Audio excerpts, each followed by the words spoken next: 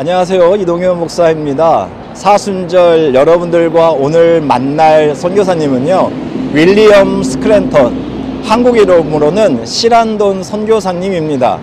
그의 삶과 사역을 묵상하며 처음 떠오른 단어는요, 회심이었습니다. 여러분에게 회심은 무엇입니까? 마음을 돌이킨다는 회심이십니까? 아니면 잘못을 뉘우친다는 회심이십니까? 원래의 말은 악한 상태에서 선한 상태로, 그리고 이기적인 욕심에서 보편적인 사랑으로 마음의 방향을 옮기는 메타노이아입니다. 오늘 말로는 터닝 포인트가 아닐까요? 스크랜턴 선교사님의 인생의 터닝 포인트를 중심으로 여러분들과 함께 귀한 시간을 만들어 보고자 합니다. 여러분, 따끈따끈한 터닝 포인트 소식이 있습니다. 보이시는 것처럼 올해가 서거 100주년 기념입니다. 그래서 일본 고베 묘지에 이장되어 있는 스크랜턴 선교사님의 시신이 이 한국 땅으로 옮겨올 뿐만 아니라 다양한 기념 사업들이 예고되어 있습니다. 그리고 이곳 상동교회에는요, 여러 가지 역사 박물관을 다시 만들고 새롭게 개장을 한다고 하니까요, 여러분도 기회가 되시면 한번 찾아오시기 바랍니다. 윌리엄 스크랜턴 선교사님은 미국 명문 예일대와 뉴욕 의대를 나와 상위 1%의 삶을 누리고 있었습니다. 1884년 여름, 그는 심한 장티푸스 열병으로 누워 외로운 병석에 있었습니다. 그때 하나님 앞에 이렇게 기도합니다. 제 병이 회복하면 의료 선교사가 되겠습니다. 그 후에 병은 이상하게 빨리 회복되었고요. 아내에게 묻습니다. 선교사로 가고 싶습니다. 그랬더니 아내도 이미 선교사에 대한 꿈을 가지고 있었기 때문에 무조건 떠납시다. 그렇게 선교사의 길을 가게 됩니다. 그리고 며칠이 후에 미국 감리교 선교부에서 한국에서 일할 의료 선교사를 모집하게 됐고요. 그 소식을 듣고 선교를 오게 됩니다.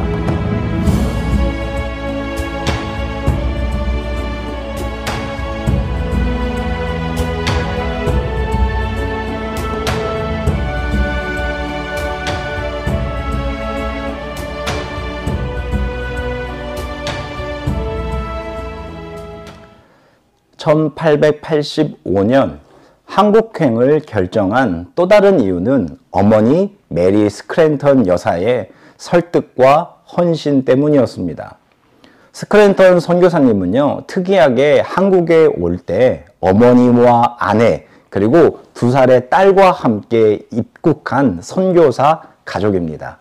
그의 어머니 메리 스크랜턴은 이화학당을 세운 교육 선교사로서, 그리고 많은 교회를 세운 복음 전파자로서 이 땅에서 귀한 사역을 감당하셨습니다.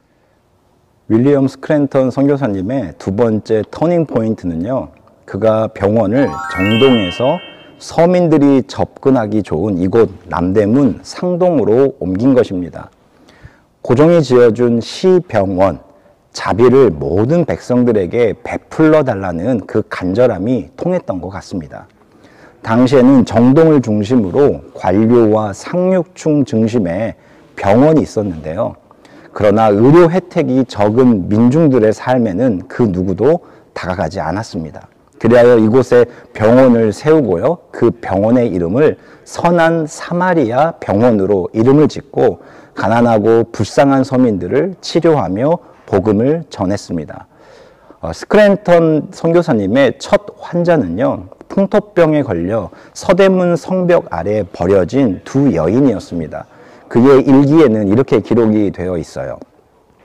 어느 날 오후 도성을 따라 걷고 있을 때 버려진 엄마와 딸을 보았습니다.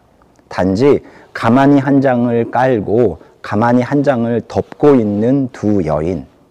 큰 추위가 빠진 밤 막 노동꾼을 불러 2명의 여인을 다시 가서 병원으로 데리고 왔고요. 3주 후에 회복이 되었다고 합니다. 그날 밤 그 여인들을 옮긴 짐꾼의 입을 통해서 이 스크랜턴의 착한 일, 선한 일이요, 많은 사람들에게 알려졌고 또 기적과 같은 치유의 소문이 퍼져 나갔습니다. 이곳을 비롯해서 동대문과 아현에 있는 세 곳의 시약소에서 의약품뿐만 아니라 성경책 그리고 전도 책자와 많은 전도인들이 그곳에서 환자들을 복음을 전했다고 합니다.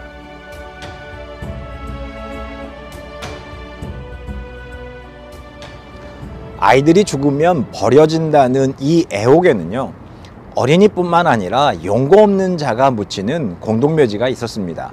이곳에 스크랜턴 선교사님은요, 서민들을 가르치고 치료하며 복음을 전하기 위해 병원과 교회를 세웠습니다.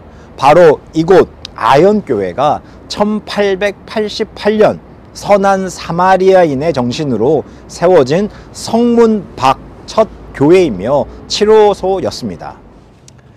이처럼 스크랜턴 선교사님은요, 선한 사마리아 병원을 남대문, 동대문 그리고 이곳 애호계에 세워서 선한 이웃의 큰 사랑을 전하셨습니다.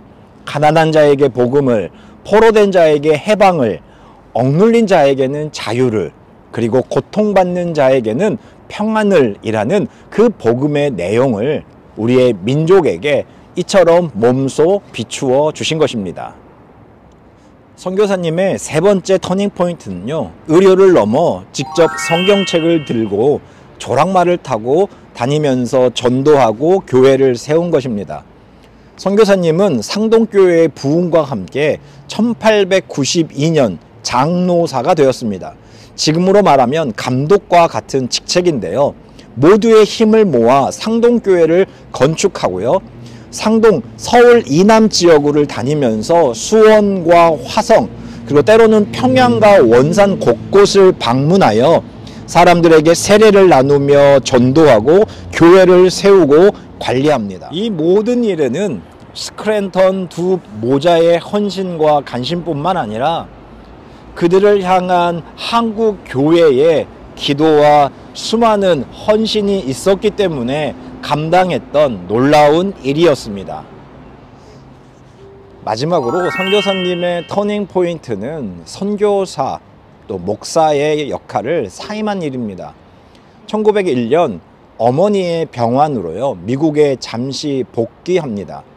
그런데 1903년 아펜젤로 목사를 잃은 감리교회는 그의 복귀를 간절히 바래서 부탁하였고 다시 한국에 오게 됩니다. 최선을 다해서 선교 현장으로 돌아갔지만 예전과 다른 한국의 모습을 경험하게 됩니다. 특별히 일본에 의한 지배가 강해지면서 민심이 흉흉하였습니다. 당시에 선임된 감독 해리스는 일본에서 30년 동안 선교를 하며 일본 정부의 신임과 전폭적인 지지를 얻습니다. 스크랜턴 선교사님은 그를 향해 이렇게 말합니다. 감독님은 지나치게 친일파이십니다. 우리는 한국인을 먼저 동정하며 거주의 관점에서 바라봐야 합니다. 라고 말을 합니다.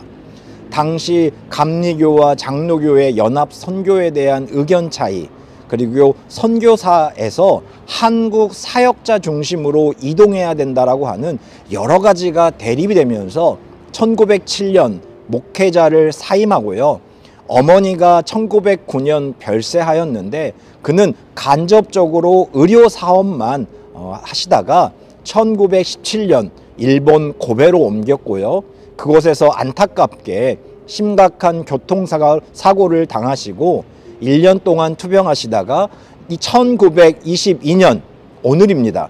3월 23일 별세하셨습니다.